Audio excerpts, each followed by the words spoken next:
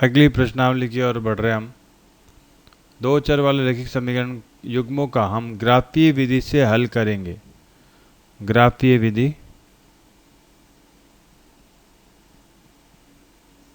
ग्राफीय विधि का अर्थ है आलेख बनाना।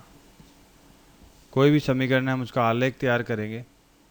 उससे पहले यदि मैं एक सरल रेखा को या रैखिक समीकरण युग्म को लिखूं तो वो इस प्रकार लिखा जाएगा। पहली समीकरण होगी a1x plus b1y plus c1 बराबर 0। दूसरी समीकरण हो जाएगी a2x plus b2y plus c2 बराबर 0। तो ये एक रैखिक समीकरण युग्म है। अब यदि ये दोनों सरल रेखाएं, हमने पहले भी बता चुके हम कि इनमें 3 संभावनाएं होंगी, उनमें से एक समय पे एक ही होगी। यदि ये सरल रेखाएं एक दूसरे को प्रतिच्छेद करती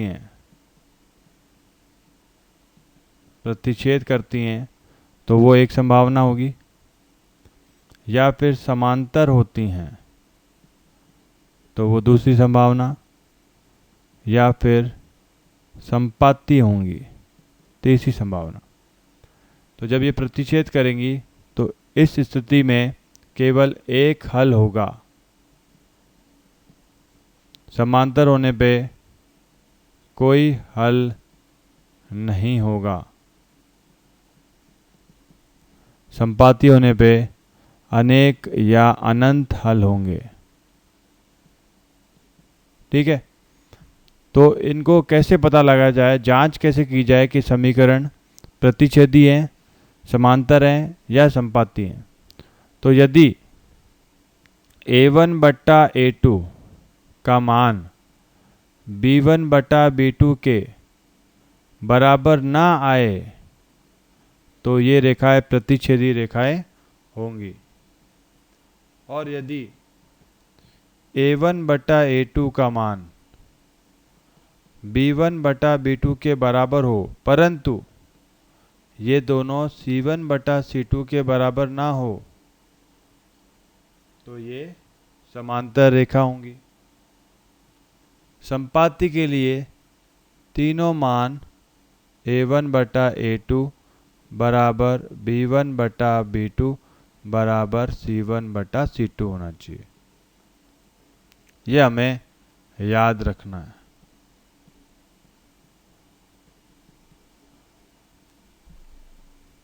आगे चलते हैं। ये ग्राफीय विधि में हम समीकरण की जांच करेंगे। ये प्रतिबंध है तीनों, 3 प्रतिबंध में से कोई भी एक प्रतिबंध आ जाएगा। याद रखने की बात है, बहुत ही मुख्य बात, कि समीकरण इसी रूप में होनी चाहिए, इसके अलावा किसी रूप में नहीं होनी चाहिए। जैसे C1 अगर दाएं पक्ष में है तो उसको बाएं पक्ष में लाना ही होगा। सारी संख्याएं, सारे चर, सारे पद बाएं पक्ष में होने चाहिए, तब हम उसको व्यापक रूप मानेंगे। तभी हमें a1 b1 c1 लेने। a1 क्या है? x का गुणांक। b1 क्या है? y का गुणांक। c1 कौन सा है? अचर पद। ये समीकरण 1 का। a2 क्या है? समीकरण 2 में x का गुणांक। b2 क्या है? समीकरण 2 में y का गुणांक। c2 क्या है? समीकरण 2 का अचर पद। ठीक है, अब हम प्रश्नावली 3.2 की तरफ बढ़ रहे हैं।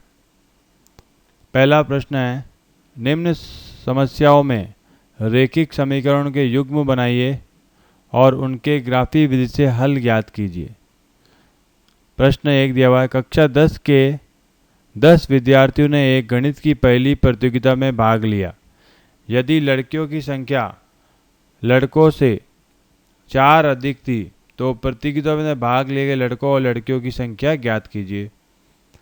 तो जो राशि अज्ञात है या जिसके बारे में पूछ रहा है कि वह ज्ञात कीजिए, तो उसी को मान लीजिए। ठीक है, तो लड़कों की संख्या हमने मानी x, लड़कियों की मैंने मानी y। तो कक्षा 10 में कितने विद्यार्थी थे? कुल मिला के 10। तो दोनों की संख्याओं का योग क्या आएगा? 10 आ जाएगा। ये पहला समीकरण। अब दूसरा कथन क्या है, यदि लड़कियों की संख्या लड़कों की संख्या से 4 अधिक है, लड़कियों की संख्या लड़कों की संख्या से 4 अधिक है, ये दूसरी समीकरण। तो ग्राफीय विधि से हल करना है। तो ग्राफीय विधि के लिए मैंने पहले ही बताया था कि अगर इस समीकरण के हल निकाल रहा हूँ तो x के अलग अलग मान रखने हैं, y के अलग अलग मान ज्ञात होंगे। 3 मान ही बहुत है, पर्याप्त है। अब मैं रखता हूँ इस समीकरण को, मैं इस रूप में लिख सकता हूँ y बराबर 10 माइनस x का मान रखा मैंने 5, तो y का हो जाएगा 10 माइनस 5। x का रखा मैंने 4, y का हो जाएगा 10 माइनस 4। x का रखा मैंने 6, y का हो जाएगा 10 माइनस 6। ठीक है, इसी प्रकार इस समीकरण को हल करते हैं। 3 मान, x का मान रखा 0, y का मान 4, x का मान -1, y का मान 3, x का 2, y का 6। ठीक है, अब इन मानों को हम ग्राफ में बनाएंगे। तो पहला बिंदु क्या है, 5,5, फिर 4,6, 6,4। तो ग्राफ बनाते हैं।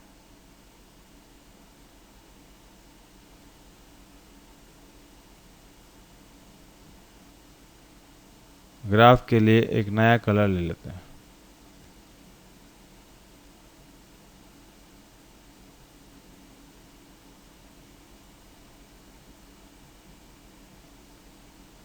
पहला मान क्या है, 5,5। ठीक है, 5,5 ले लेते हैं। तो 5,5 को मैं ग्राफ में बनाऊंगा। 1 2 3 4 5, 1 2 3 4 5। तो 5,5 ये बिंदु यहाँ पर आएगा। फिर दूसरा बिंदु क्या है, 4,6। तो 1 2 3 4,6, तो 6 यहाँ आ जाएगा, 4,6। तो ये यहाँ आ जाएगा। फिर है 6,4 ये वाला, तो ये 6,4 ये यहाँ पे आ जाएगा। तो ये रेखा बन जाएगी ऐसे।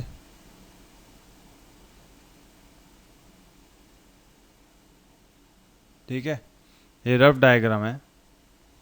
कुछ तो ये टैबलेट भी थोड़ा गलत तरीके से बनाता है। अब दूसरी रेखा,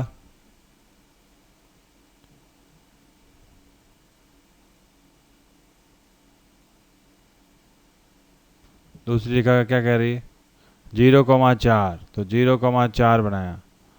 तो 0,4 मतलब 1 2 3 4, तो एक बिंदु यहाँ हो जाएगा।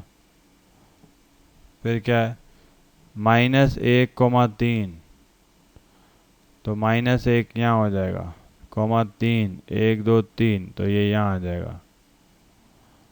फिर क्या है, 2,6, तो 2,6, तो ये यहाँ आ जाएगा। तो इन तीनों बिंदु को मिलाएंगे।